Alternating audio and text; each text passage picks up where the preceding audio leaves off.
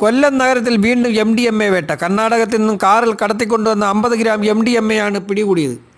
പെരിനാട് സ്വദേശിനി അനില രവീന്ദ്രനെയാണ് അറസ്റ്റ് ചെയ്തത്. സിറ്റി ഡാൻസാമ്പ് ടീമും Sakthikulangara police station ISHO Ratheesh കുമാറിൻ്റെ നേതൃത്വത്തിലുള്ള പോലീസ് സംഘവും നടത്തിയ റെയ്ഡിലാണ് അനിലയെ പിടികൂടിയത്.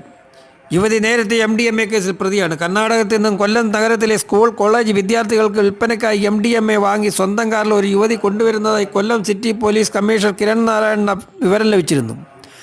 അതിൻ്റെ അടിസ്ഥാനത്തിൽ രാവിലെ മുതൽ തന്നെ സിറ്റി പരിധിയിൽ വ്യാപക പരിശോധന ആരംഭിച്ചു. കൊല്ലം ACP S. ഡീപിൻ്റെ നേതൃത്വത്തിൽ 3 ടീമുകളായി തിരിഞ്ഞായിരുന്നു പരിശോധന. വൈകിട്ട് 5:30 നീണ്ടകര പാലത്തിന് സമീപം കാർ കാണപ്പെട്ടു. പോലീസ് നിർത്താൻ ആവശ്യപ്പെട്ടിട്ട് യുവതി കാറുമായി മുന്നോട്ട് പോയി.